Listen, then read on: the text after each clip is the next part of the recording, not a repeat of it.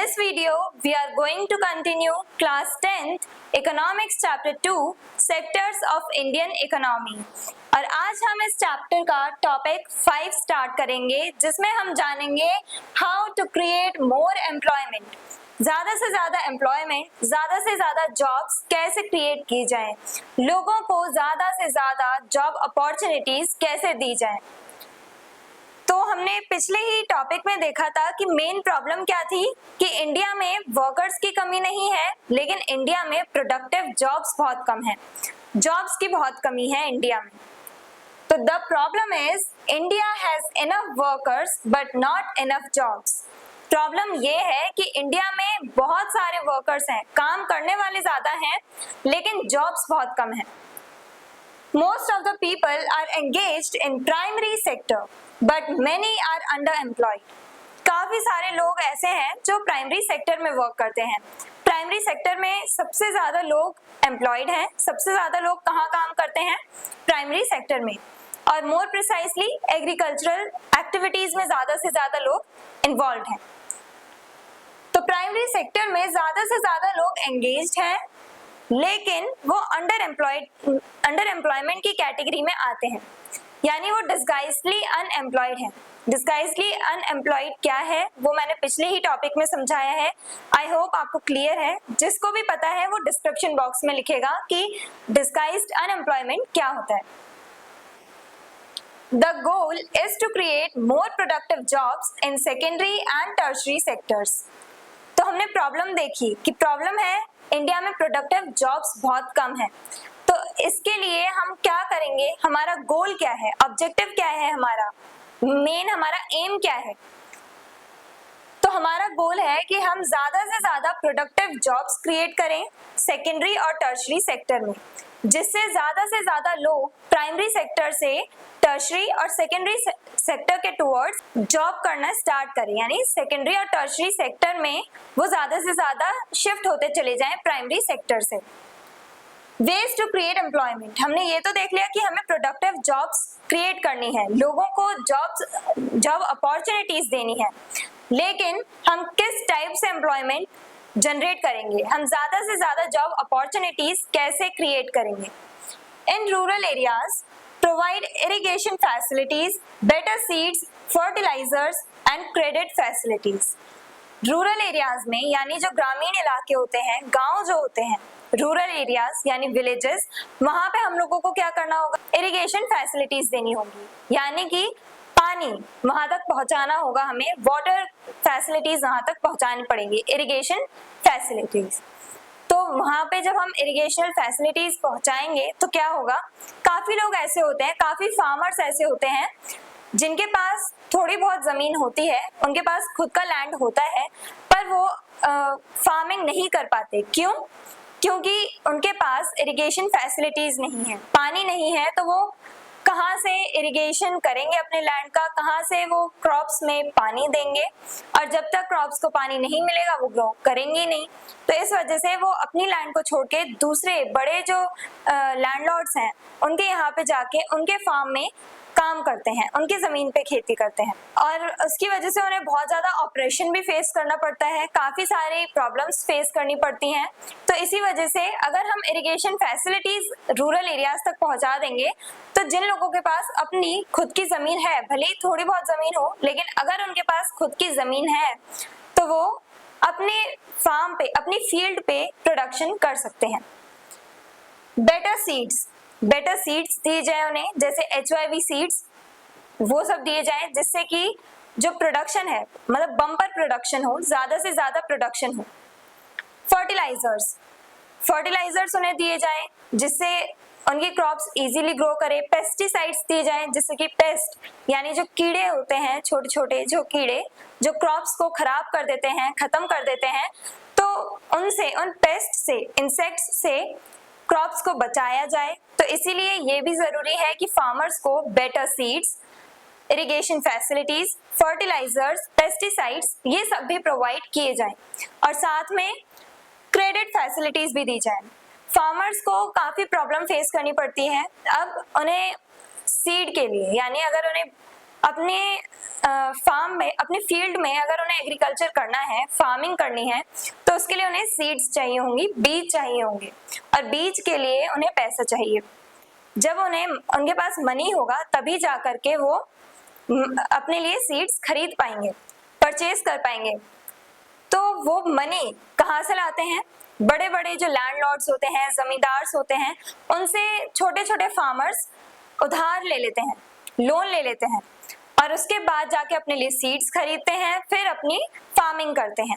अगर क्रॉप अच्छे से प्रोड्यूस हो गई, क्रॉप प्रोडक्शन अच्छा रहा, अगर प्राइसेस उन्हें अच्छे मिले अपने क्रॉप्स के, तब तो वो लोन चुका दिया करते थे, वापस से सारा पैसा जमींदार को दे दिया करते थे। लेकिन अगर उनकी क्रॉप फेल हो जाती है, यानी क्रॉप फेलियर देखने को मिलता है, पेस्ट यानी इंसेक्ट अगर क्रॉप खा जाते हैं, या किसी भी वजह से अगर उनकी क्रॉप फेल हो जाती है, तो वो अपना लोन नहीं चुका पाते, जमींदार को नहीं दे पाते वापस, और इसी की वजह से वो डेब्ट में यानी कर्ज में दबते चले जाते हैं। तो ऐसे जो डेब्ट ट्रैप्स हैं, उसकी वजह से काफी सारे फार्मर्स सुसाइड भी करते हैं, काफी सारे फार्मर्स को बहुत ज्यादा प्रॉब्लम फेस करनी पड़ती है। कॉन्ट्रैक्ट साइन करवा लिए जाते हैं कभी कभार, तो कि आप जमींदार कॉन्ट्रैक्ट साइन करवा लेते हैं कि आपने हमारा लोन पे नहीं किया, तो अब आप जितना भी प्रोडक्शन करेंगे वो हमें बहुत चीप रेट पे, बहुत सस्ते में हमें आप बेचेंगे। यानी जबरदस्ती उन फार्मर से कॉन्ट्रैक्ट साइन करवा लिया जाता है कि आपने लोन नहीं भरा है, तो आपके जो नेक्स्ट क्रॉप जब भी आप हार्वेस्ट करोगे, तो वो हमें चीप रेट पे, सस्ते दाम पे हमें ही बेचोगे और किसी को सेल नहीं करोगे। तो ऐसे कॉन्ट्रैक्ट साइन करवा लिए जाते थे। तो इसीलिए बैंक फैसिलिटीज मिले, बैंकिंग फैसिलिटीज मिले, लोन्स मिले चीप क्रेडिट पे, यानी कि चीप इंटरेस्ट रेट लगाया जाए, कम रेट पे, कम इंटरेस्ट पे फार्मर्स को लोन मिल सके, ऐसी फैसिलिटीज उन्हें दी जाए, तब जाकर के वो इजीली अपने फुल पोटेंशियल के साथ ग्रो कर पाएंगे, वो अपने लैंड पे फार्मिंग कर पाएंगे और अपना एक तरह से डेवलपमेंट कर पाएंगे। Develop rural infrastructure. अब नेक्स्ट है रूरल इंफ्रास्ट्रक्चर डेवलप करना है, यानी रोड्स, रेलवेज, ये सब हमें रूरल एरियाज में भी बनाने हैं, रोड्स बनाने हैं, रेलवेज की फैसिलिटीज भी लोगों को देनी है, ट्रेन्स वगैरह, रेलवेज की फैसिलिटीज देनी है हमें लोगों को। तो जब भी ये इंफ्रास्ट्रक्चर हम बनाएंगे, रोड्स वगैरह बनाएंगे, तो रोड्स बनाने में काफी सारे लोगों की हेल्प चाहिए होगी, काफी सारे वर्कर्स चाहिए होंगे, काम करने वाले लोग चाहिए होंगे, तो ज्यादा से ज्यादा एम्प्लॉयमेंट जनरेट होगा। यानी जो लोग जिनके पास अभी तक कुछ काम नहीं था, वो अब जाके रूरल इंफ्रास्ट्रक्चर जो भी बन रहा है, रोड्स वगैरह बन रहे हैं, वहां पे जाके जॉब कर सकते हैं, वहां पे काम कर सकते हैं। जो ये साइट्स होती हैं जहाँ पे कंस्ट्रक्शन साइट्स, वहां पे काम कर सकते हैं और अर्निंग कर सकते हैं, कमा सकते हैं। तो हमें रूरल इंफ्रास्ट्रक्चर डेवलप कराना है रूरल एरियाज का। और क्या कर सकते हैं? Promote small scale industries like food processing, handicrafts, tailoring etcetera.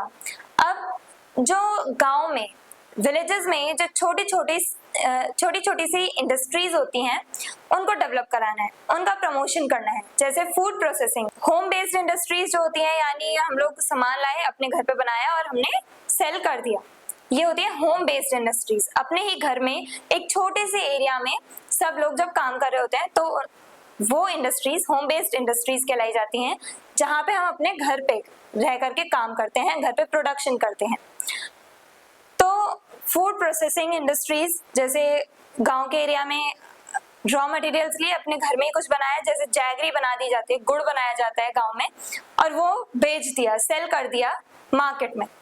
तो ये सारी जो छोटी छोटी इंडस्ट्रीज हैं, टेलरिंग, टेलर का काम जो होता है, कपड़े सिलने का काम, उन सबको, ये छोटी छोटी इंडस्ट्रीज को प्रमोट किया जाए ताकि रूरल डेवलपमेंट हो पाए। रूरल एरियाज, गांव के जो इलाके हैं, उनका भी डेवलपमेंट हो, उनका भी विकास हो।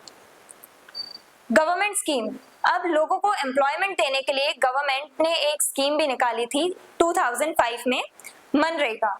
मनरेगा की फुल फॉर्म है Mahatma Gandhi national rural employment guarantee act. 2005 में ये स्कीम बनाई गई थी, लॉन्च की गई थी, और इसके according this scheme guarantees 100 days of employment in a year. ये जो स्कीम है वो 100 डेज का एम्प्लॉयमेंट देती है, यानी एक साल में लोगों को, जो भी लोग अनएम्प्लॉयड हैं, जो भी बेरोजगार हैं, उन लोगों को एक साल में 100 दिन यानी 100 डेज के लिए काम देती है गवर्नमेंट मनरेगा स्कीम के चलते। अब अगर गवर्नमेंट को कोई भी रोड्स वगैरह बनाने हैं, कोई बिल्डिंग बनवानी है, गवर्नमेंट बिल्डिंग, कोई भी कंस्ट्रक्शन करवाना है, तो उसमें उन्हें वर्कर्स चाहिए। उस कंस्ट्रक्शन साइट पे जहां भी वो काम करवा रहे हैं वहां पे उन्हें वर्कर्स की जरूरत है, लोगों की जरूरत है काम करवाने के लिए। तो गवर्नमेंट क्या करती है, मनरेगा के ही चलते लोगों को एम्प्लॉयमेंट भी देती है कि आप आइए, हमारे कंस्ट्रक्शन साइट पे काम है, आप काम करिए, 100 डेज तक का आपको वर्क मिलेगा, काम मिलेगा, जॉब मिलेगी और आपको वेजेस मिलेंगे, सैलरीज भी मिलेंगी आपकी। और अगर कभी गवर्नमेंट फेल हो जाती है, वो 100 डेज वर्क नहीं दे पाती है वर्कर्स को, अनएम्प्लॉयड लोगों को, तब भी गवर्नमेंट उन्हें एक तरह से मनी देती है, पैसे देती है। इन अर्बन एरियाज, अब अर्बन एरियाज में हम क्या कर सकते हैं ज्यादा से ज्यादा एम्प्लॉयमेंट जनरेट करवाने के लिए? सेकेंडरी सेक्टर, अर्बन एरियाज में हमें सेकेंडरी, टर्शरी, ये दोनों सेक्टर डोमिनेट करते हुए दिखते हैं और प्राइमरी एक्टिविटीज जो है, प्राइमरी सेक्टर जो है वो हमें डोमिनेट करता दिखता है रूरल एरियाज में, क्योंकि रूरल एरियाज में लोग नेचर पे ज्यादा डिपेंडेंट होते हैं, वहां पे ही एग्रीकल्चर वगैरह ये सारी प्रैक्टिसेस होती हैं। और अर्बन एरियाज में यानी शहरों में क्या होता है, सर्विसेज हमें देखने को मिलेंगी, यानी सर्विस सेक्टर ग्रो करता है। इंडस्ट्रीज अर्बन सेक्टर में ही ज्यादा से ज्यादा एस्टैब्लिश्ड होती हैं, सेटअप होती हैं। यहाँ पे मैन्युफैक्चरिंग सेक्टर यानी सेकेंडरी सेक्टर और टर्शरी सेक्टर डोमिनेट करता है इन अर्बन एरियाज। तो सेकेंडरी सेक्टर को प्रमोट करवाने के लिए क्या किया जाता है, promote more industries to absorb surplus from agriculture, ज्यादा से ज्यादा इंडस्ट्रीज को प्रमोट किया जाए जिससे कि एग्रीकल्चर से यानी फार्मिंग से हमारे पास जो भी एक्स्ट्रा अमाउंट ऑफ क्रॉप्स आ रही हैं, जो भी एक्स्ट्रा यानी सरप्लस आ रहा है हमारे पास, उसका भी हम यूज कर सकें। एग्रीकल्चर में यानी फार्मिंग अगर किसी ने करी तो एक पार्ट जो है वो तो सेल कर दिया उसने, लेकिन कुछ क्रॉप बच जाती है जिसे वो स्टोर करते हैं। तो स्टोर करा हुआ जो है यानी सरप्लस अमाउंट, कभी कभार होता है कि जितना सोचा होता है उससे ज्यादा प्रोडक्शन हो जाता है, एक्स्ट्रा अमाउंट जो होता है हार्वेस्टिंग का, एक्स्ट्रा अमाउंट ऑफ क्रॉप जो होती है वो हमारी सरप्लस की कैटेगरी में आती है।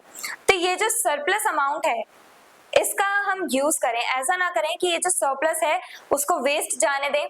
तो इसीलिए रूरल एरियाज में कोल्ड चेन्स भी बनवाई जाती हैं, प्रमोट किया जा रहा है कि रूरल एरियाज में इंफ्रास्ट्रक्चर डेवलप किया जाए, कोल्ड चेन्स बनवाई जाए जहाँ पे इजीली हम अपने जो सरप्लस अमाउंट ऑफ फूड है, क्रॉप है, उसे हम स्टोर कर सकें ताकि वो खराब ना हो। खास करके वेजिटेबल्स, फ्रूट्स ये जल्दी खराब होते हैं, ये पेरिशेबल फूड्स हैं जो जल्दी खराब हो जाते हैं। तो ऐसे फूड्स को स्टोर करने के लिए हमारे पास फैसिलिटीज होनी चाहिए और ये एक और वे है जिसके थ्रू हम लोग एम्प्लॉयमेंट जनरेट करवा सकते हैं रूरल एरियाज में। कोल्ड चेन्स बनवाना, उसमें भी लोगों को एम्प्लॉय किया जाएगा कि आइए आपको काम दे रहे हैं, आप कोल्ड चेन्स बनवाइए, कोल्ड चेन्स बनाइए, आप इसमें स्टोरेज फैसिलिटीज लोगों को प्रोवाइड की जाएंगी, तो उसमें लोगों को एम्प्लॉय किया जाएगा। काफी तरह से एम्प्लॉयमेंट जनरेट करवाई जा सकती है रूरल अर्बन दोनों एरियाज में। तो सेकेंडरी सेक्टर में ज्यादा से ज्यादा इंडस्ट्रीज को प्रमोट किया जाता है कि ज्यादा से ज्यादा इंडस्ट्रीज सेटअप हो, जिससे कि जो एग्रीकल्चर से यानी प्राइमरी सेक्टर से हमारे पास सरप्लस अमाउंट में जो भी फूड आ रहा है, जो भी क्रॉप आ रहा है, उसका भी हम यूज कर सकें। हम सरप्लस अमाउंट ऑफ क्रॉप जो है उसे वेस्ट ना करें, उसका भी यूज करें, इसलिए ज्यादा से ज्यादा इंडस्ट्रीज को प्रमोट किया जा रहा है अर्बन एरियाज में। Support small and medium enterprises SMEs, government जो है वो जो स्मॉल और मीडियम एंटरप्राइज यानी कि बिजनेस, जो छोटे छोटे बिजनेसेस हैं उन्हें भी सपोर्ट कर रही है, जिससे कि लोग अब अपना खुद का बिजनेस स्टार्ट कर रहे हैं। जब उनका बिजनेस बूम करेगा, आगे वो कंपनी स्टैब्लिश करेंगे अगर, तो उनकी कंपनी में भी ज्यादा से ज्यादा लोग आके वर्क कर पाएंगे। तो ऐसे भी एम्प्लॉयमेंट जनरेट हो रहा है, लोगों को हम जॉब अपॉर्चुनिटीज दे सकते हैं, अभी नहीं तो इन फ्यूचर हम दे सकते हैं। तो ये सब सोच के गवर्नमेंट छोटे छोटे बिजनेसेस को भी सपोर्ट कर रही है। टर्शरी सेक्टर, अब अर्बन एरियाज में ही टर्शरी सेक्टर यानी सर्विस सेक्टर को कैसे ग्रो किया जाए, कैसे उसमें जॉब अपॉर्चुनिटीज क्रिएट की जाए। Expand services like tourism, education and transport. Government जो है वो काफी सारे सर्विसेज को एक्सपैंड कर रही है, जैसे आईटी हो गया, आईटी इंडस्ट्रीज भी ग्रो कर रही हैं, टूरिज्म, एजुकेशन, हेल्थ फैसिलिटीज, ये सारी जो सर्विसेज हैं वो ज्यादातर हमें अर्बन एरियाज में देखने को मिलती हैं। जो रिमोट एरियाज हैं, रूरल एरियाज हैं, अब रूरल एरियाज की, गांव की बात कर लो, वहां पे उतनी एजुकेशनल फैसिलिटीज नहीं है, प्रॉपर एजुकेशनल फैसिलिटीज नहीं मिलती, सैनिटेशन फैसिलिटीज नहीं मिलती, साफ सफाई उतनी नहीं रह पाती वहां पे लोगों को हेल्थ केयर फैसिलिटीज नहीं मिल पाती। तो ये सारी जो सर्विसेज हैं, जो ये सारी फैसिलिटीज हैं, वो सब अब गवर्नमेंट ट्राई कर रही है कि रूरल एरियाज में और रिमोट कॉर्नर्स में, यानी दूर के जो इलाके हैं पूरी कंट्री में, कोने कोने तक ये फैसिलिटीज पहुंचाई जाएं, ये सर्विसेज पहुंचाई जाएं। तो इसीलिए इन सर्विसेज का और ज्यादा एक्सपेंशन किया जा रहा है, इन्हें रिमोट कॉर्नर्स तक, यानी एक तरह से देश के कोने कोने तक फैलाने की कोशिश की जा रही है। Improve public services, more jobs in health, teaching, police, etc. अब पब्लिक सर्विसेज को भी इम्प्रूव किया जा रहा है। गवर्नमेंट जो है वो पब्लिक सर्विसेज लोगों को दे रही है, और इसी की वजह से क्या हो रहा है, अब हमारी नीड है, यानी हमें क्या चाहिए, ज्यादा से ज्यादा हेल्थ केयर फैसिलिटीज भी चाहिए ताकि हम लोगों की हेल्थ सही रहे, हमें एजुकेशनल फैसिलिटीज चाहिए, ऊपर से इंडिया की पॉपुलेशन उतनी बढ़ रही है, पढ़ने वाले बच्चे ज्यादा हैं, तो हमें ज्यादा स्कूल्स भी स्टैब्लिश करनी है। तो ज्यादा से ज्यादा स्कूल्स स्टैब्लिश होंगे तो ज्यादा से ज्यादा टीचर्स आएंगे, टीचर्स की जरूरत है, डॉक्टर्स की जरूरत है, हमें बहुत सारी सर्विसेज की नीड है, रिक्वायरमेंट है, और इसी को फुलफिल करने का काम कौन करती है, गवर्नमेंट। तो ये हमने देखा कि अर्बन एरियाज में सेकेंडरी सेक्टर, टर्शियरी सेक्टर, इनको ग्रो कराने में गवर्नमेंट कैसे अपना रोल प्ले करती है। रूरल एरियाज में जो प्राइमरी एक्टिविटीज हैं वो डोमिनेट करती हैं, और यहाँ पे रूरल एरियाज में डिस्गाइज्ड अनएम्प्लॉयमेंट जैसी सिचुएशंस सबसे ज्यादा देखने को मिलती हैं। ये बहुत बड़ी प्रॉब्लम है रूरल एरियाज में, और इसी को खत्म करने का, इसी को एक तरह से खत्म करने का जो प्रयास है, जो ट्राई है, वो कौन करती है, गवर्नमेंट ट्राई करती है कि इन सारी प्रॉब्लम्स को सॉल्व कर दिया जाए।